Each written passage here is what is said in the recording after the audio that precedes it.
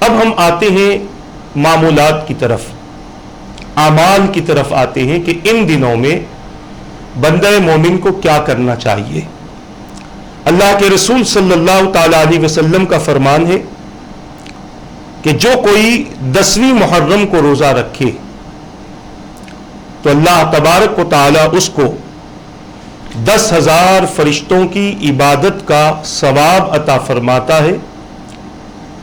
10,000 شہداء کی شہادت کا اس کو ثواب عطا فرماتا ہے، اور اس سال حج و عمرہ کرنے والوں کے برابر اسے ثواب دیا جاتا ہے۔ اور حضرت ابن عباس رضی اللہ تعالیٰ عنہما کا ایک قول ہے، آپ نے فرمایا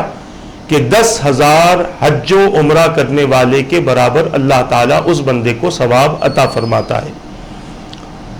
یہ روایت میں نے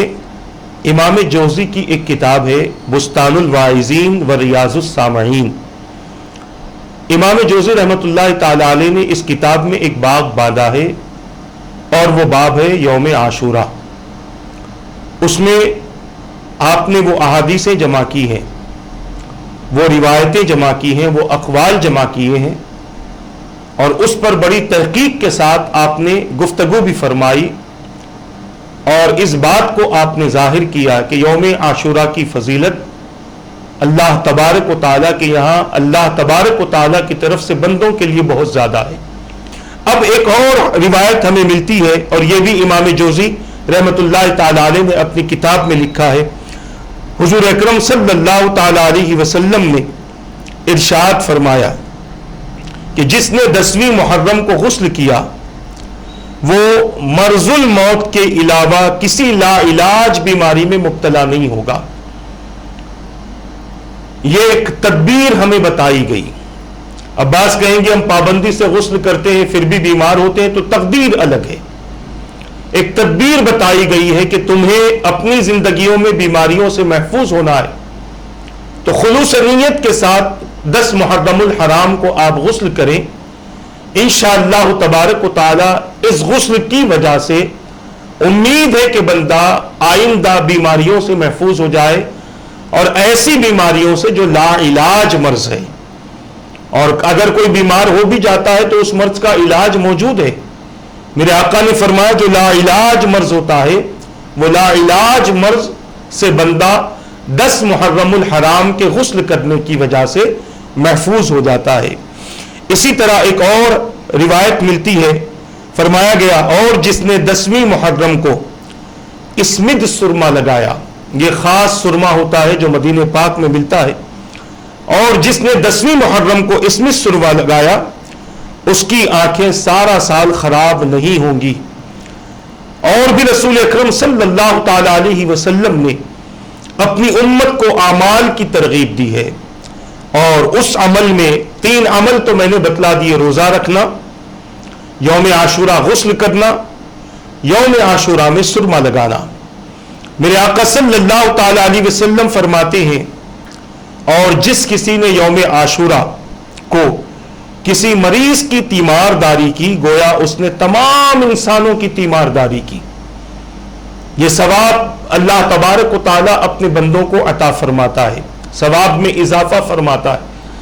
اس نے ایک بندے کی تیمارداری کی ہے، ایک بندے کی عیادت کی ہے، ایک بندے کا مزاج پوچھا ہے، ایک بیمار کے گھر جا کر اس سے ملاقات کی ہے، اور مقصد صرف یہی تھا کہ میں وہ فضیلت حاصل کروں جس کا تذکرہ میرے آقا صلی اللہ تعالی علیہ وسلم نے فرمایا ہے، تو یقیناً اللہ تبارک و تعالی اس کی اس نیت کی وجہ سے اسے وہ فضیلت عطا فرما دے گا۔ اسی طرح ایک اور عمل کا تذکرہ ملتا ہے، میرے آقا صلی اللہ تعالی علیہ وسلم نے ارشاد فرمایا جس کسی نے 10ویں محرم میں پانی کا ایک گھونٹ کسی کو پلایا گویا اس نے تمام پیاسے انسانوں کو پانی پلایا۔ یہ حدیث پاک رسول اکرم صلی اللہ تعالی علیہ وسلم کے فرامین ہی میں سے ہے۔ اب آپ کہیں گے روزہ رکھنے کی بھی تعلیم دی گئی، پھر پانی پلانے کا بھی حکم دیا گیا، تو ضروری نہیں ہے کہ روزہ آپ چھوڑ دیں اور پانی نہ پلائیں۔ بہت سارے معذور ہوتے ہیں، بہت سارے مجبور ہوتے ہیں، کسی عذر شرعی کی وجہ سے روزہ نہیں رکھتے، یہ روزہ فرض اور واجب نہیں ہے، مگر رمضان کے روزوں کے بعد سب سے اہم روزہ عاشورے کا روزہ ہے۔ اگر کوئی اس روزے کو رکھتا ہے تو وہ بھی صحیح ہے، اور اگر کوئی یہ روزہ چھوڑ دیتا ہے کسی شرعی مجبوری کی وجہ سے یا پھر اس کے کسی معاملے کی وجہ سے، تو ہم اس پر تنقید نہیں کر سکتے، اور ایسے عالم میں اسے پیاس لگ رہی ہو پانی کی تو آپ اسے پانی دینے سے انکار نہ کریں، بلکہ اس دن بالخصوص پیاسوں کو پانی پلائیں۔ اسی لیے ہمارے اکابرین سے یہ چیز چلتی آ رہی ہے کہ 10ویں محرم کو شربت بنایا جاتا ہے اور لوگوں کو پلایا جاتا ہے۔ شربت بھی پانی ہی سے بنتا ہے، دودھ میں اگر شربت بناتے ہیں تو اس میں بھی کچھ پانی ملایا جاتا ہے۔ تو بتانے کا مقصد یہ ہے کہ آپ اگر کسی کو مشروب دیتے ہیں اور وہ مشروب سے انسان کے دل کو ٹھنڈک پہنچتی ہے اور اس سے بندہ سکون حاصل کرتا ہے، تو اللہ تبارک و تعالی اس بندے کو کائنات میں رہنے والے تمام انسانوں کو پانی پلانے کے برابر ثواب عطا فرماتا ہے۔